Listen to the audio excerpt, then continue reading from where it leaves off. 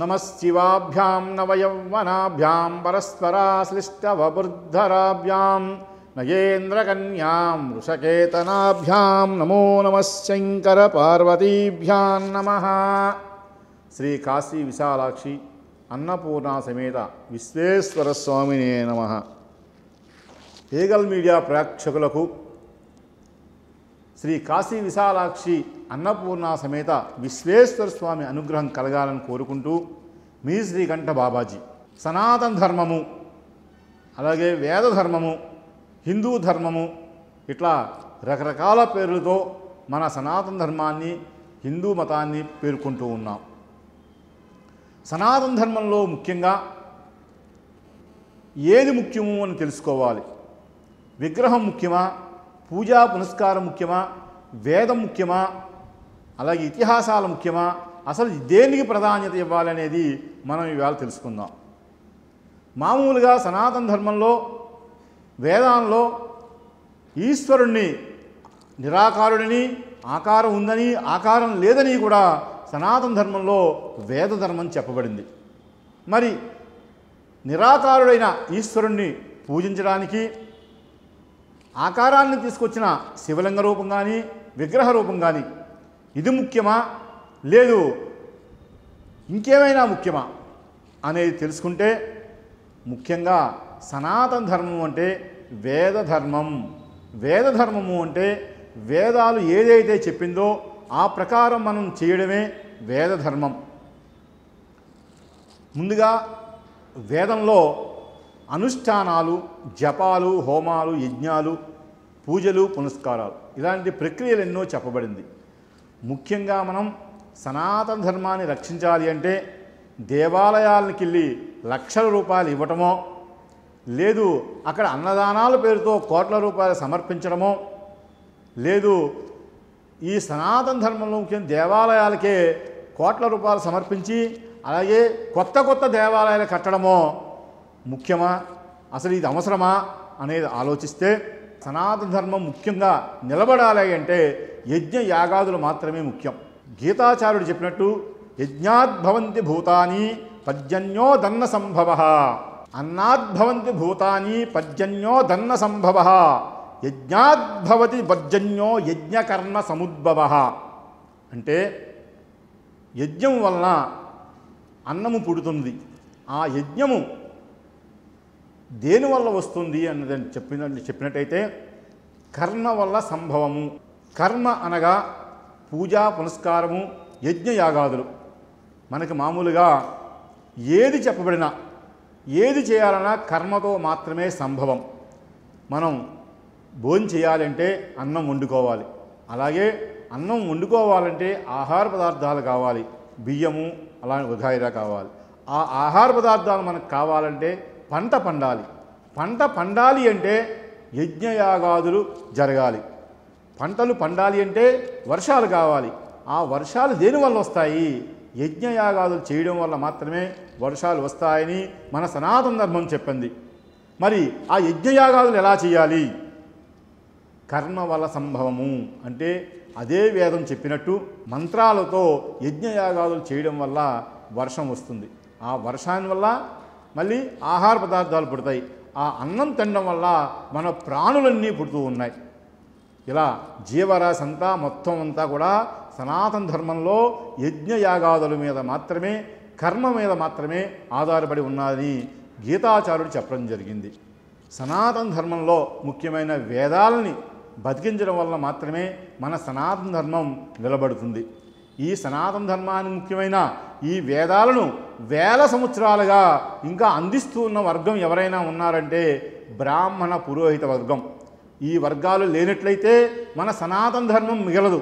గుడిలో ఈశ్వరుడు మాత్రమే, ఒక విగ్రహం మాత్రమే ఉంటుంది. ఆ విగ్రహానికి వేద ప్రక్రియతో మంత్రశక్తిని నిక్షిప్తం చేసిన తర్వాత అక్కడ దేవతామూర్తిలో ఒక వేదశక్తి వల్ల, మంత్రశక్తి వల్ల అక్కడ ఈశ్వరుడు వస్తాడు. అది కూడా ఆ వచ్చిన తర్వాత 1 నెల 2 నెలలో ఆ మంత్రశక్తి ఉంటుంది. కానీ నిరంతరం ఉండాలి అంటే అక్కడ నిరంతరం కూడా వేదాలను వల్లిస్తూ వేద సంబంధమైన పూజా పునస్కారాలు చేయడం వల్ల ఆ మూర్తి రీఛార్జ్ అవుతూ ఉంటుంది. అంటే దేవాలయంలో ఉన్న మూర్తిలో శక్తి రావాలంటే ముఖ్యంగా కావలసింది ఎవరండి? బ్రాహ్మణోత్తములు కావాలి. అది కూడా వేదాలు, వేద ప్రక్రియ తెలిసిన పురుషోత్తములైన వేద బ్రాహ్మణులు అక్కడ పూజ చేసినట్టయితే అక్కడ శక్తి పెరుగుతుంది. ఆ శక్తి వల్ల మనందరి మనోభీష్టాలు తీరుతాయి. ఈవేళ దేవాదాయ శాఖ అనేది మనం చూస్తూ ఉన్నాం. ఈ దుర్మార్గమైన దేవాదాయ శాఖ వల్ల మన సనాతన ధర్మం నాశనం అవుతూ ఉంది. ఈ మాఫియా సనాతన ధర్మాన్ని నాశనం చేస్తున్న దేవాదాయ శాఖ మాఫియా అనేది ఒకటి పుట్టుకొచ్చి ఆ మాఫియాను కూడా తయారు చేసింది బ్రిటిష్ వాళ్ళు. విషబీజాన్ని నాటి ఈ దేవాదాయ శాఖ ఎండోమెంట్ డిపార్ట్మెంట్ని తీసుకొచ్చారు. ఆ డిపార్ట్మెంట్ ద్వారా సనాతన ధర్మాన్ని నశింపజేయాలని కంకణం కట్టుకుని మన మీద మనమే కొట్టుకుని చచ్చేటట్టు, మన మీద మనమే పెత్తనాలు చేసుకునేటట్టు విధానాన్ని తీసుకొచ్చి మనందరం కూడా సనాతన ధర్మాన్ని నాశనం చేయడానికి కారణమవుతూ ఉన్నాం. సనాతన ధర్మము అంటే కొంతమంది నిత్య నూతనమని రకరకాల విన్యాసాలు, రకరకాల అర్థాలు చెప్తూ ఉన్నారు. సనాతన ధర్మము అంటే వేద ధర్మం. వేదం ఏదైతే చెప్పిందో అది దాని ప్రకారం నడుచుకోవడమే సనాతన ధర్మం. సనాతన ధర్మంలో వేదంలో ఏదైతే చెప్పబడిందో ఆ ప్రకారం మనం ఎప్పుడైతే నడుచుకోలేదో అక్కడ సనాతన ధర్మాన్ని నాశనం చేసినట్టే. ఇక దేవాలయాలన్నీ కూడా సనాతన ధర్మాన్ని ఎలా నాశనం చేస్తున్నాయనేది క్లుప్తంగా రెండు విషయాలు చెప్తాను. సనాతన ధర్మంలో ముఖ్యమైన ఈ దేవాలయాలకి ఈ ఎండోమెంట్ డిపార్ట్మెంట్ అనేది లేనప్పుడు మన పూర్వీకులు, మన తాతలు, తండ్రులు, ముత్తాతలు అందరూ కూడా కొన్ని వేల ఎకరాలు ఆ దేవాలయాలకు ఇచ్చి అలాగే దేవాలయాలు నిర్మించి సనాతన ధర్మాన్ని రక్షించారు. ఈ యొక్క పటిష్టమైన వ్యవస్థని మన పూర్వీకులు బ్రాహ్మణ వ్యవస్థతో, వేద వ్యవస్థతో మిళితం చేసి సనాతన ధర్మాన్ని రక్షకులుగా చేశారు. అందుకనే ప్రతి గ్రామంలో అగ్రహారాలను ఏర్పాటు చేసి ఆ బ్రాహ్మణోత్తములకి కొంత పొలాలు ఇచ్చి సనాతన ధర్మాన్ని రక్షించండి, వేద ధర్మాన్ని రక్షించండి అని సమాజం అంతా కూడా ఆ బ్రాహ్మణులకి తోడుగా ఉండి బ్రాహ్మణ రక్షణకై మనం కృషి చేసేవారు మన పెద్దలందరూ కూడా. బ్రిటిష్ వాళ్ళు వచ్చిన తర్వాత మన మీద మనమే కొట్టుకొని మన మీద మనమే చంపుకునే విధంగా వాళ్ళు బ్రాహ్మణ వ్యతిరేకతని మిగతా వర్గాల్లో చొప్పించారు. ఆ చొప్పించడం వల్ల ఈవేళ దేవాలయాల్లో అర్చకులు కానీ వేద పండితులు కానీ నామమాత్రంగా ఉండి మిగిలిన వర్గాలు అంటే మిగిలిన ఉద్యోగులు పెరిగి సనాతన ధర్మం నాశనం అవుతూ ఉంది. ముఖ్యంగా ఆలోచించండి, మనందరం కూడా దేవుడికి భక్తుడికి మధ్యలో కావలసింది వేద బ్రాహ్మణులు, వేదాలు చదువుకున్న అర్చకులు, అలాగే పూజా పురస్కారాలు చేసే వైదిక వృత్తితో చేస్తున్న పురోహితులు మాత్రమే అవసరం. ఇప్పుడు దేవాదాయ శాఖలో చూడండి, అర్చకులు ఒకళ్ళే ఉంటారు, 120 మంది మిగిలిన స్టాఫ్ ఉంటారు. దీనివల్ల సనాతన ధర్మం నాశనం అవుతోంది. మీకందరికీ తెలుసు, రథం తగలబడింది ఎక్కడంటే అంతర్వేదిలో. ఈవేళ అంతర్వేది పరిస్థితి ఏమిటి అంటే గత 30 సంవత్సరాల క్రితం 54 కుటుంబాలు అంతర్వేది కుటుంబాలు అంటే వేద బ్రాహ్మణ కుటుంబాలు ఆ అంతర్వేది ఆలయంలో పనిచేసేవాళ్ళు.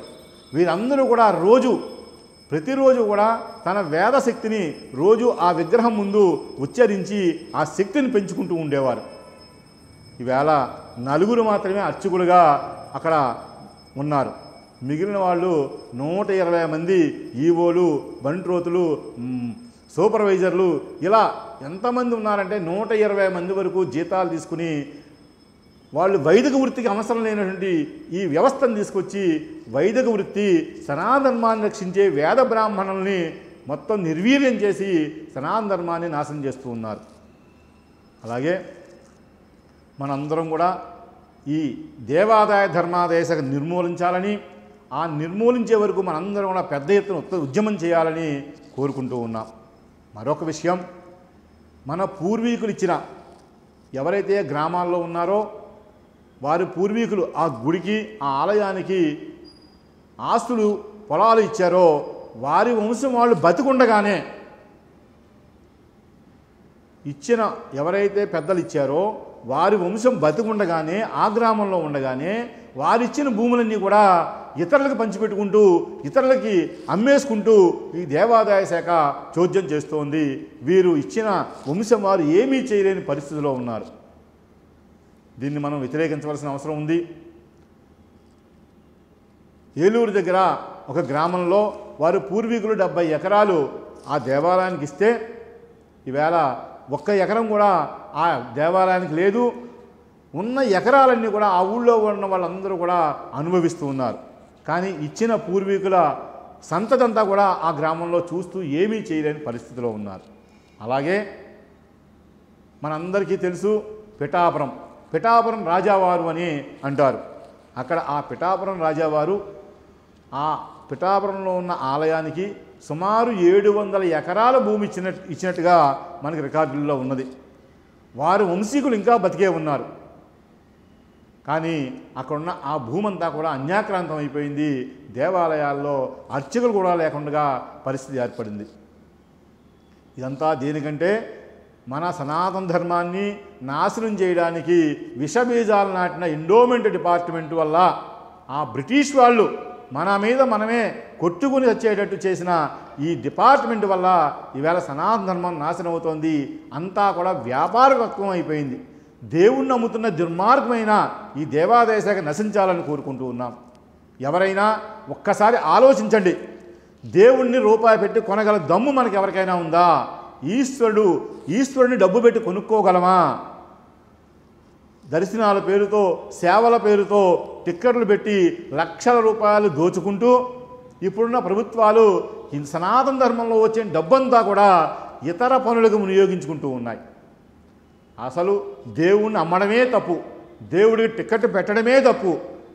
మనం పుణ్యం కోసం దేవాలయానికి వెళ్తూ ఉంటే అక్కడ పాపాన్ని కొనుక్కుంటూ ఉన్నాం. సనాతన ధర్మంలో ఉన్న హిందువులందరూ కూడా ఆలోచించండి. మీరు డబ్బు ఉందనో లేకపోతే కోటీశ్వరులనో పేరుతో సేవల పేరుతో మీరు టిక్కెట్ కొనుక్కుని దేవుణ్ణి దర్శనం చేస్తే మీరందరూ కూడా పాపాత్ములతో సమానం. ఈశ్వరుని ఎవ్వరూ కూడా కొనుక్కోలేం. అందుకని ఈశ్వరుడు ఎక్కడ ఉన్నా మన ధర్మాల్లో నడిస్తే ధర్మంగా నడిస్తే ఆ ఈశ్వరుడు మనకు కూడా ఉంటాడు. అది మానేసి మనం చేసే పాపాలన్నింటినీ కూడా డబ్బుతో కొనేసుకుందాం, డబ్బుతో కడిగేసుకుందామంటే నీ పాపరాశి ఎక్కడికి పోదు. అలాంటి వ్యవస్థలో దేవాదాయ ధర్మాదాయ శాఖ దేవుణ్ణి అమ్మడం మనం వ్యతిరేకించాలి. టిక్కెట్ పేరుతో సాధారణ భక్తుల్ని సనాతన ధర్మానికి దూరం చేయడం, అలాగే ఈ సేవలు చేసుకోండి ఈ పూజలు చేసుకోండి అనుకుంటూ కోట్ల రూపాయలు వసూలు చేస్తూ సనాతన ధర్మాన్ని నాశనం చేస్తూ ఇతనికి పని అవ్వకపోతే ఎప్పుడైతే 5-6 గుళ్ళు దిగి తన యొక్క కోరిక తీరకపోతే ఈ వ్యక్తి మళ్ళా ఇతర మతాల్లోకి వెళ్ళిపోతూ ఉన్నాడు. అన్ని దేవాలయాల వాళ్ళు కూడా వేల రూపాయలు పూజలు సేవలు పేరుతో వసూలు చేస్తూ ఉన్నారు. సామాన్య భక్తుడు తన కోరిక తన సంపూర్ణమైన ధర్మబద్ధమైన కోరిక తీరడానికి దేవాలయానికి వెళ్తూ ఉన్నాడు. అలాగే 10 దేవాలయాలు తిరిగాడు, 15 దేవాలయాలు తిరిగాడు. అయినప్పటికీ తన కోరిక తీరనప్పుడు ఇతను ఇతర మతాల్లోకి వెళ్ళిపోతూ ఉన్నాడు. వెళ్ళిపోవడం వల్ల సనాతన ధర్మం నాశనం అవుతోంది. దీనికి ఎవరు కారణం? దేవాలయాల శాఖ కారణం వస్తుందా? దేవాదాయ శాఖ దీనికి కారణమా? లేదు వేద బ్రాహ్మణుల కారణమా? ఎవరు బాధ్యత వహిస్తారు? ఈవేళ దేవాదాయ శాఖలో పనిచేస్తున్న ఎవ్వరికీ కూడా సనాతన ధర్మం మీద బాధ్యత లేని వ్యవస్థ వచ్చింది. అటు అర్చకులు కూలీలే, ఇటు అధికారులు కూలీలే, అందరూ కూడా జీతాలు తీసుకునే వాళ్ళే తప్ప ధర్మరక్షకులుగా ఎవరూ కూడా లేరు. ఎందుకంటే ఎవడి మట్టికి వాడు ఏదో ఉద్యోగం చేస్తున్నాం, మా డ్యూటీ చేస్తున్నాం, మా జీతం తీసుకుంటున్నాం అన్నట్టుగా ఉన్నారే తప్ప ఈ సనాతన ధర్మాన్ని రక్షించాలని ఎవరూ నడుం బిగించి పని చేసేవాళ్ళు కనిపించట్లేదు.